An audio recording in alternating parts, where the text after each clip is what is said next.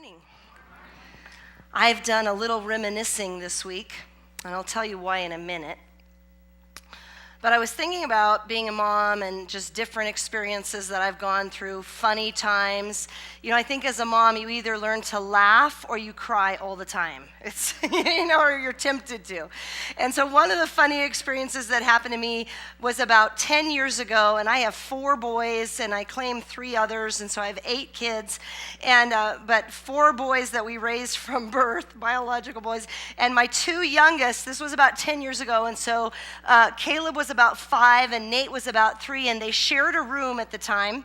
And Caleb, they had bunk beds, and Caleb was on the top bunk bed, and Nate was on the bottom bunk bed. And at 2 a.m, I was jolted awake. All of you that are parents have had that type of experience, right? I was jolted awake, and I heard both boys from that bedroom just screaming at the same time, like they're both just screaming. Usually you hear one cry and not the other, but they were both just crying. And so Ken and I rushed into their room to see what was going on. And when we walked into their room, Nate was just covered in throw up. And sorry to be so graphic, but there it is. But he had it all over his face, all over his pillow, all over his clothes, all over his comforter. And I just thought, oh, poor Nate. But then I was like, I wonder why Caleb's crying. I mean, did Nate wake up crying and I didn't hear him and then upset Caleb and he started crying, but Caleb's crying, Nate's crying. So we get him settled down and I'm thinking, what is the story here? Why is Caleb crying? But then I saw why. Because what happened was a second or two later, Caleb leaned over his bed and threw up all over Nate again. See, it wasn't Nate the one that was sick. It was Caleb that was sick. And so Caleb throws up all over Nate. Caleb starts screaming again. Nate starts screaming again. And we get Caleb to the bathroom so at least he can throw up there and not all over Nate. And we get Nate, cleaned up and settled down and thinking, you're 3 years old, you probably won't remember this traumatic experience, which is good. The next day I pulled Caleb on my lap and I said, Caleb, why did you do that? Why did you lean over your bed and all over your brother? What were you thinking? And Caleb looked at me incredulously. You know that incredulous look that kids can give you, duh, Mom. He looked at me incredulously like I was a few books short of a full library. And I said to him, Caleb, why did you throw up all over Nate's bed? And he said, well, I didn't want to throw up all over mine. Self-centeredness starts early, does it not? One more funny story. Part of being a parent is accepting the fact that you're going to be a victim of gross experiences.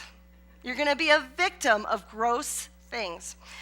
And so, for example, when Nate was about, probably 4 years old, he woke up in the middle of the night, he came into our bedroom, and down the hall, you could hear him saying, I have a bloody nose, I have a bloody nose. And so your child is coming into your bedroom, and you're barely awake, and he's saying, I have a bloody nose, there's blood going everywhere. Now just for a second, think, what is the worst possible thing that could happen next? Nate came up to my side of the bed. Of course, he picked me. And he got really close, and he sneezed. And I felt warm blood ooze running down my face. It went all over the pillow, all over my comforter, all over the wall. And on that note, happy Mother's Day. I think the moral of my stories is that parenting is not for sissies. Yeah? Let me give you some tweets. I like Twitter. I like to get one-liners. I get them from all over the place, not just Twitter, but I see them a lot on Twitter. I saw this one on Twitter. Forgiveness isn't about keeping score. It's about losing count. I love that one. That one's powerful. About losing count. To attract relationships, don't try to be interesting, be interested. There's truth there. There's wisdom there. Laughing at your mistakes will lengthen your life. Laughing at your wife's mistakes will shorten it. That's just some free marriage counseling for some of you. Just a tip, okay? Just a tip. I tried to raise perfect kids, but my kids wouldn't let me. Can you relate to that at all? And this last one's just funny. Don't send me emails. You don't need to pray for me about this one. It's just funny, okay? It's just funny. Now you're wondering what it's going to be, huh? Don't forget to buy your mom a nice, expensive bottle of wine for Mother's Day. After all, you are one of the reasons that she drinks. The truth of the matter is I can throw this one up there because I actually don't drink at all. It's just nothing that's that appealing to me, and I tend to already have an addictive personality, so I don't need to do anything to threaten that. And so for my kids, it should probably be take your mom to a really nice dinner out because you are one of the reasons she fasts all the time. But I have stood before you countless times on Sunday mornings. But today there's something different about me, and I don't know if you can see it in my countenance or in the bounce in my step or in the glow of my eyes, but this is the reason that I have been reminiscing all week, because for the first time ever on the Sunday morning, I am the mother of a college graduate. Hallelujah! I am actually the mother of 4 college graduates, and I have been to 32,487 graduation speeches this week. Just kidding. Or so it would seem. And so Ben and Rachel and Kevin and Vlad all graduated from CU this week, and they had this big graduation, and then they all had their own individual graduations. And so congratulate them, and while you're at it, I think you should congratulate me too, just because I think you should. Ken and I are also both CU grads, and we were just kind of shocked there was the big, huge graduation where they put all the students together. It's at Folsom Field. It's in the stadium. It was massive. And the speaker got up to speak, and I'm going to keep this short, but it was actually really shocking to me how ungodly, just shockingly ungodly her speech was. It just messed with me. Just so dishonoring to God. And as a result of that, we were walking through campus back to where there are different apartment buildings, and we were just talking.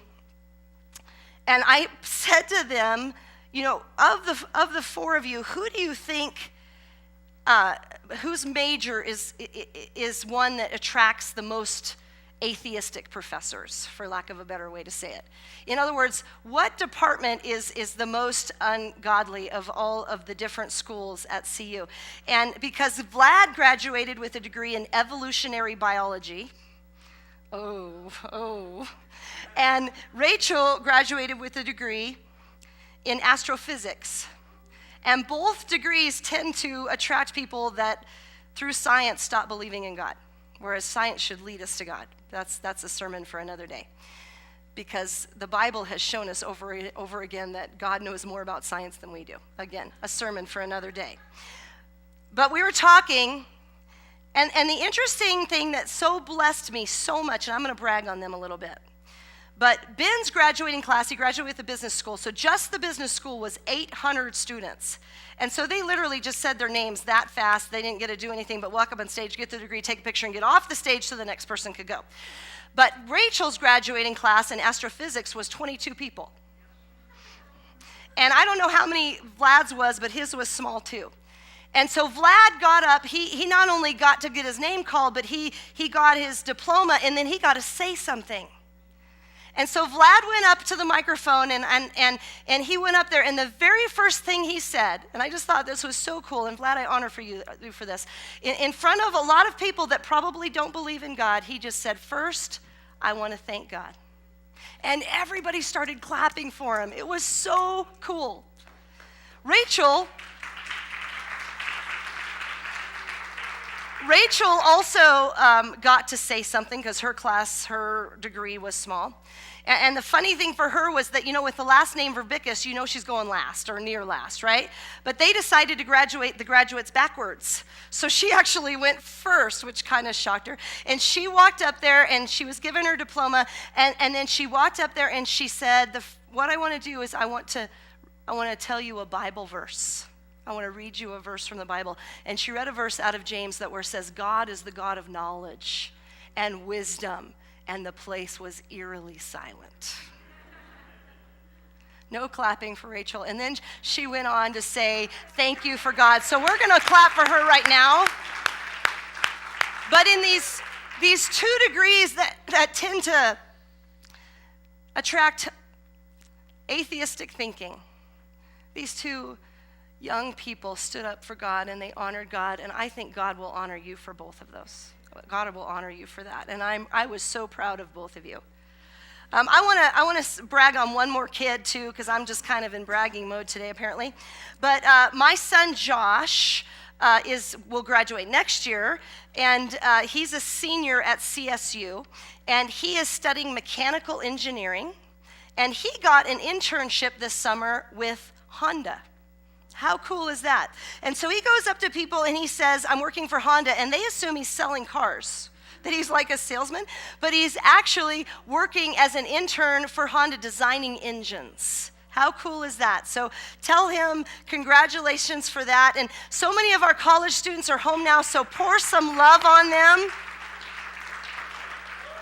And you know, I'm standing before you bragging about my kids a lot, but the honest truth before God is that I have had so many experiences as a parent that aren't brag-worthy. So many. As a mom, I have been accused of child abuse not once but twice. And in both instances, I wasn't guilty of anything, but I was made to look guilty. And I was humiliated in front of other people, and I had to defend myself when I shouldn't have had to.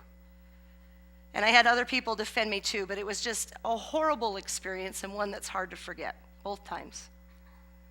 I have had the police show up at my home because my 2-year-old managed to play with a phone, a landline, and call 911. And when 911 is called accidentally, then they call back. But see, he was playing with the phone, and the phone was off the hook. And I thought to myself, how in the world, of all the combinations of numbers he could have called, how did he dial 911? But he did. Regardless, the police showed up at our house to do a welfare check, and they walked all through the house and asked me all kinds of questions and literally went in every room in the house to make sure everything was okay.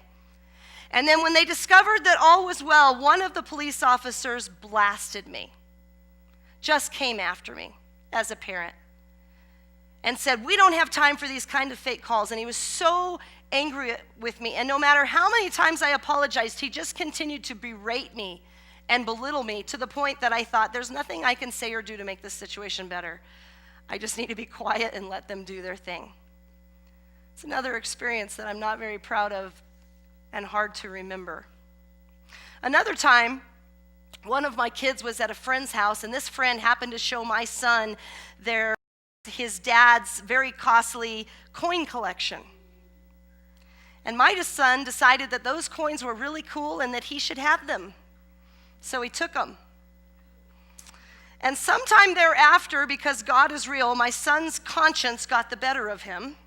And he came and he confessed it to me. And I don't know if you can picture this, but try to. The blood literally just drained out of my face. Like I was shocked. My heart just sunk. And the reason why is that this family was already really mad at us about a couple of other issues going on. To the point that the mom got so angry with us one time that she said to me, your kids are not a good influence on my kids. She said that to my face. Hostile, angry, upset. And so when my son said to me, I've taken these coins, I was like, not this family, any family but this family. And this was a family in our neighborhood, and you don't know them, but I just thought, wow, what are they going to think of us now? And Ken, God bless him, he's like the best dad ever. He went with our son and went back to that family's house and talked to the dad and had our son return the coins and confess to the dad that he had stolen them. And the other father was so gracious and kind about it. And believe it or not, I never heard from the mom. She never said anything to me about it, and I wondered if she never knew, which is just the mercy of God. But another experience that's just kind of hard to forget. And parenting is tough, and I could go on and on with hard to forget moments and stories in my life as a mom, situations where, I wish I had handled this better, or I wish I hadn't said that, or I wish I had said this, or I wish I was more patient or more kind. And I think if we're honest, probably most families would agree that they have dysfunctional moments as a family that we'd like to forget. And it made me think of a very dysfunctional family in the Bible. And I want to talk about this family today, Mother's Day. And we'll probably come back to the book of Acts next week, most likely. But today we're going to talk about a story out of the book of Genesis. And in particular, we're going to talk about a man named Joseph. And we won't begin to cover all the details of his life because Joseph's story dominates a huge portion of Scripture. 13 chapters are devoted to his life. Put that in perspective. Only one chapter is dedicated to all of creation. And yet Genesis 37 to chapters 37 to 50, with one exception, are all about Joseph. And let me tell you about him. Let me tell you his story. When Joseph was just 17 years old, the Bible tells us that he was sold into slavery by his brothers. My boys fought, but never that bad. And at first, they planned to kill him. But then they just decided to sell him. And you're like, what? Who are these brothers, and what is wrong with this family? And what did Joseph do to make his brothers hate him so much? Well, who are these boys? Well, there was 12 of them. And they are the great-grandsons of Abraham, the sons of Jacob. And these 12 boys, their names, the 12 tribes of Israel would bear their names. In the book of Revelation, it says of them that their names are engraved in the foundation of the city gates of the New Jerusalem. Their names are engraved in the foundation of the city gates of New Jerusalem. And you know what that tells me? This is a significant family. This family's like Bible royalty. They're like the Windsors or the Kennedys of the Scriptures. But they are also so dysfunctional, they could have their own reality TV show. That was more funny than you gave me credit for. Thank you. One day, Joseph ventured out from home, and he runs into his brothers. And this is what it says. When Joseph's brothers saw him coming, they recognized him in the distance, and as he approached, they made plans to kill him. So when Joseph arrived, his brothers ripped off the beautiful robe he was wearing. Then they took him and cast him into a pit, and the pit was empty, and there was no water in it, and they sat down to eat a meal. Think through this with me. You already are, I can tell. Joseph is approaching. When he arrives, they rip off his clothing, they throw him in a pit to die, and then they decide they're hungry, because that's the way boys are. And they say, let's go eat. And while Joseph is screaming and yelling and crying and pleading for his life in this dank, dark pit, his brothers are asking each other to pass the ketchup. It's making all of our families look pretty good right now, isn't it? That was funny too. About 2 decades later, 20 years or so later, the guilt of what these brothers had done caught up with them. And they make this confession: truly, we are guilty concerning our brother, because we saw the distress of his soul when he pleaded with us. And I would add in there, while we were eating lunch. Yet we would not listen. What caused Joseph to be so hated by his brothers? Well, go back in time with me a little bit and think about the story. The dad of this motley crew, and that's a really good description, but we could also say the dad of this royal tribe, Jacob, had 2 wives and 2 concubines. That never works out well, by the way. And of these 4 women, he only loved one of them, and her name was Rachel, and Joseph was her child. And consequently, the dad, Jacob, coddled and spoiled Joseph. And while the others were sent out to work, Joseph didn't have to go if he didn't want to. The others maybe shared a room. Joseph had his own. Joseph was given this tunic, this multicolored robe, while his brothers only wore hand-me-downs, work clothes, work garments. Chuck Swindoll, if you're familiar with him, he wrote this: by giving Joseph this elaborate full-length coat, which was also a sign of nobility in that day, his father was boldly implying, Joseph, you can wear this beautiful garment because you don't have to work like all those brothers of yours. And this beautiful robe was probably not the only special gift that Joseph got that his brothers didn't. And this overt favoritism wreaked havoc, chaos, destruction in the family. When Joseph's brothers saw that their father loved him more than any of them, they hated him and could not even say a kind word to him. And for Joseph's part, instead of trying to soothe the anguish and the issues in the family, instead of trying to soothe the fiery tension and envy, Joseph added gasoline to it. For example, he had a dream. And instead of keeping the dream to himself, he told his brothers all about it. And the dream implied that Joseph's brothers, who were older, would all bow down to him one day. One night, Joseph had a dream, and when he told his brothers about it, they hated him even more, hated him more than ever. And then shortly thereafter, Joseph has another dream and how the sun and moon and 11 stars are going to bow before him. And he shares that with his brothers too. And they hated him all the more because of his dreams and the way he talked about them. So that tells us he was talking about his dreams a lot. Another way of saying he was talking about himself a lot. And over and over and over again, if you read Genesis 37, it says Joseph's brothers hated him. So one day, they got the opportunity to get rid of him. And as I've already discussed, they tore off that special robe, that tunic of many colors, and they threw him into a pit and left him to die. And while they were eating lunch, they realized they could make some money off of him instead. That's even better. So they rescued him from the pit, only then to sell him into slavery. And Joseph was purchased by an Egyptian officer named Potiphar. And though he was a slave, he rose to prominence in Potiphar's house. But if you know the story, Potiphar's wife found Joseph attractive, and she tried to seduce him. And when he continued to refuse her advances in retaliation, in vengeance, she accused him of attempted rape.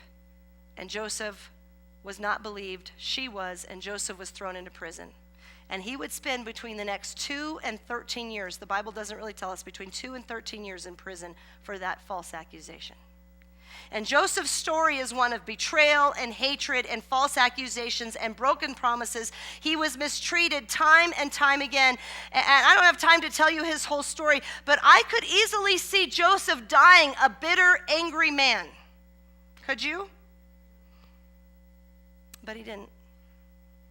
All right, Kevin and Vlad, come up here. Here are 2 of my college graduates. They're going to come up here, and we're going to just do a little, not really experiment, but just a visual display before you. But I have 2 glasses of water here, and they're just going to hold these glasses for me. They're not that heavy, and we hold glasses of water every day, right? So come up on stage right up here next to me and just kind of hang out. And they're just going to hold it in one hand. They're not going to trade off back and forth. And I'm going to keep talking, and you can't drink it. I'm just talking, and they're just going to be kind of this visual display for me. But they're holding these water glasses. But going back to Joseph, can you imagine what it must have felt like to be so hated by your brothers that they wanted to kill you? I mean, that's sibling rivalry on steroids or beyond. And the only reason Joseph was survived because his brothers got greedy. They sold him as a slave, and with that life change, we can safely assume that Joseph's life of privilege and coddling came to an abrupt end, right?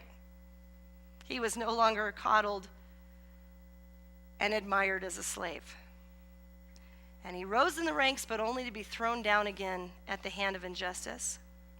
And when I was thinking about Joseph's life, I wondered, did he struggle with resentment? Because I probably would. Would you? Resentment toward his brothers and their hateful actions. Resentment toward his dad who set him up to fail. Resentment toward his mom, or his resentment that his mom actually died young. Maybe if she had lived longer, he wouldn't have been subject to such abuse, she would have stood up for him, or maybe she would have stood up to the dad and said, hey, we're creating a problem here. But she died young. Resentment that he was carried off as a slave, resentment that he was falsely accused, and we didn't talk about this, but resentment that the fellow prisoners he was with didn't keep their promises to him. And I also wonder, did he struggle with resentment, but did he also struggle with something else? As he sat in prison day after day, month after month, did he reflect, how did I get myself into this mess? Because that's what I would do. What went wrong with my life? I mean, I was a part of a royal family, a chosen people, and yet look where I'm at. And my question is, did guilt assault him? How you doing? You having fun? I could be really mean and ask you to hold it up like this.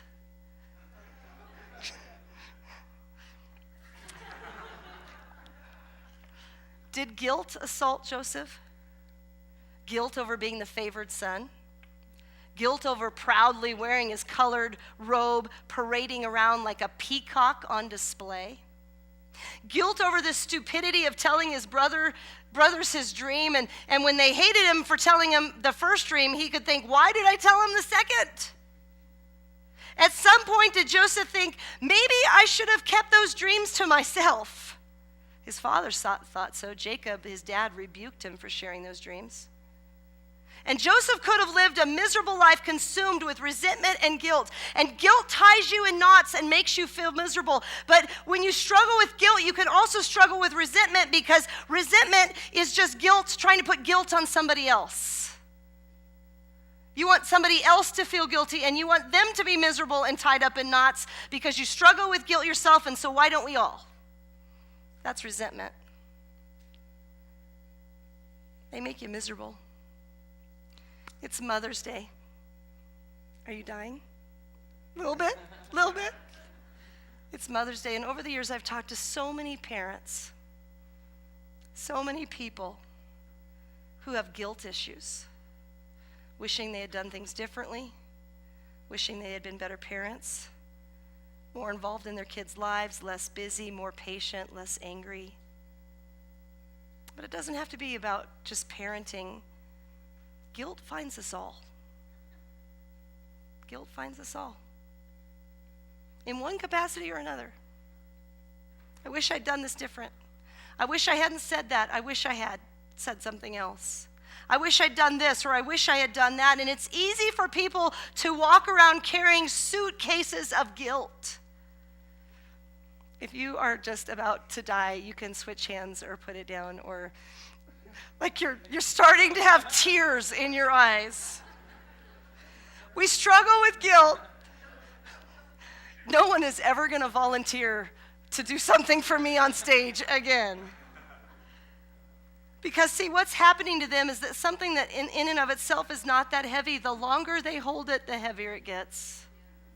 And that's the way it is with guilt and resentment. The longer you hold it, the harder it is. And you begin to feel an ache. And as you feel that ache, tell me if this is true, all that you think about is that ache. And you become consumed with that ache. And people become consumed with guilt and resentment. And it hurts. And it's heavy. And it's hard. Resentment.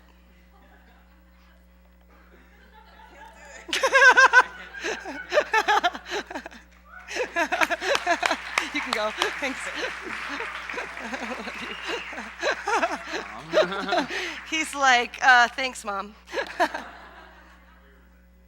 Guilt, yes.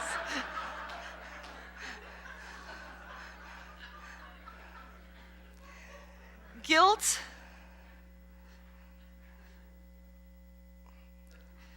Guilt and resentment are always knocking on the door. For me, resentment. That two people would read a situation wrong. It's funny, the first time I was accused of child abuse was with my older sons, and I was accused of it again with my younger sons. Sometimes I wonder if God lets those things happen to me just so that I have stories to tell at church. But you can have resentment over that because those people were mean to me. We can have resentment from that police officer that berated me. Resentment toward that mom that was just so cruel to me. Resentment stands at the door and knocks, and we have to decide of whether we're going to let it in or not. And the longer we hold on to guilt and resentment, the more heavy they get.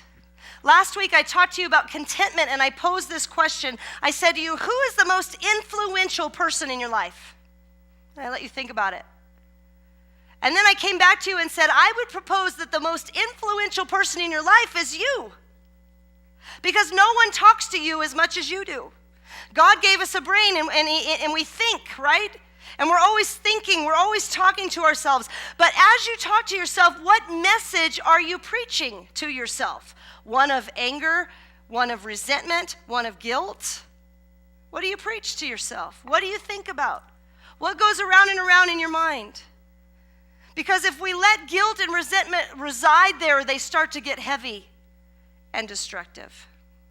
So what did Joseph do? Because Joseph could have died a bitter man. There's 2 verses in the book of Genesis that just smacked me this week. And I just want you to think about them. And if you're like me, you could read over these so quickly and miss their enormous significance. But Joseph later in life had 2 sons, and it says this: Joseph named his first son Manasseh, and he said, it is because God has made me forget all my trouble and my father's household. The name Manasseh literally means cause to forget, or God caused me to forget. God has made me forget. So think about it. Every time Joseph said his son's name, he preached to himself. And it must have sounded something like this: God has made me forget, it's time to eat. God has made me forget, you have got to go take a bath. God has made me forget, did you clean your room? Every time Joseph said his son's name, he reminded himself, God has made me forget the suffering I experienced at the hands of my brothers. God has made me forget the anguish I felt when they left me to die and then sold me into slavery. God has made me forget so I can put down the weight of resentment. Or in the same vein, God has made me forget that I paraded about in a colorful tunic, shamefully showing off to my brothers. God has made me forget how stupid it was for me to share those dreams. God has made me forgive the guilt of my past, and so I can put that guilt down. And I would pose this question to you: what are you remembering from your past and still carrying the weight of it that God has forgiven? It's time to put the glasses down. You don't have to carry things anymore that God has forgiven. The Bible says, but one thing I do, forgetting what lies behind and reaching toward what lies ahead. Joseph had a second son. No, I'm almost done. Joseph had a second son, and his name was Ephraim. It is because God has made me fruitful in my suffering. He named his second son literally, God has made me fruitful. So just think about it as Joseph talked to his family. And as he talked to his second son, he would say something like, God has made me fruitful, go help your mom. God has made me fruitful, you have got to pick up your dirty clothes. God has made me fruitful, did you finish your homework? God has made me fruitful, be nice to God has made me forget. And how easily we can read over these 2 verses and not realize the significance of them. But they show us something. There are some things in life that we need to forget and put down. Things that we've done, guilt, and things done to us, resentment. And it's time to put those down and to stop carrying those weights. Forgive yourself and forgive others. Remember that tweet, forgiveness isn't about keeping score, it's about losing count. See, I think it's in Psalm 103:12. This is one of my memory verses, so I hope I'm right. But Psalms 103:12, as far as the east is from the west, so far as God removed our transgressions from us, God has forgiven them. So why are we still holding on to them? We got to let some things go. There are things that we need to forget, but at the same time, there are things that we need to remember. God has made me faithful. God has made me fruitful. God is faithful. His mercies, our memory verse this month, his mercies are new every morning. And you probably know the story, but Joseph went on to become the equivalent of the prime minister of all of Egypt, second only to Caesar himself. And years later, Joseph was reunited with his brothers. And by the power of God, redemption and healing and forgiveness took place. And those brothers found love and embraced each other and were reunited. And what they meant for evil, God turned around and used for good. It took some time. But Joseph, that could have never happened if Joseph had allowed resentment and guilt to take root in his heart. So my message for you this morning is that as a parent or as a person, choose to say to God, would you help me forget? You know, I will never forget what it felt like to be accused by a fireman of mistreating my kids. I will never forget, even though it was all an accident and all these people defended me. I'll never forget, but I can forget the sting of it. And I can forget it in such a way that I don't look at every fireman and hate him, you know?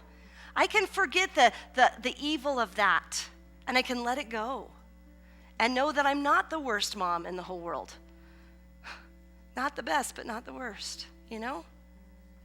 It's time to let some stuff go and forget. Forgive yourself. Yeah, you messed up. Yeah, you made a bad choice. Maybe many. But God's forgiven you. So forgive yourself. Let go of the guilt. And people, you know, if you're alive and breathing, people have hurt you. It's the nature of life. People hurt people.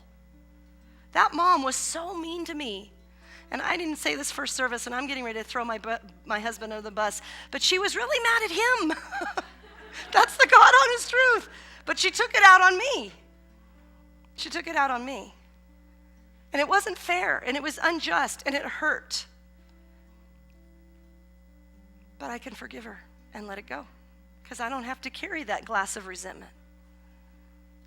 Joseph's life teaches us to speak to ourselves, God has made me forget, and God has made me fruitful, and I would propose that we do the same. Let's pray. Stand with me. I just ask you to just come before God on your own and just say, God, this is where I'm at. And if you're not struggling with guilt and condemnation, you know somebody that is, most likely. So pray for yourself or pray for them. And say, God, would you help me to forget the anguish that happened to me here? Would you help me to lay it down and stop carrying that glass? And God, remind me and help me to remind myself over and over again that God has made me fruitful.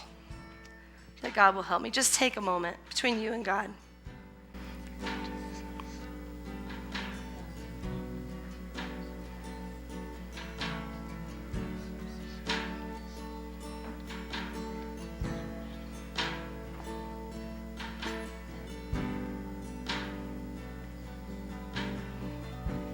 Call me out upon the water, the great unknown. My feet may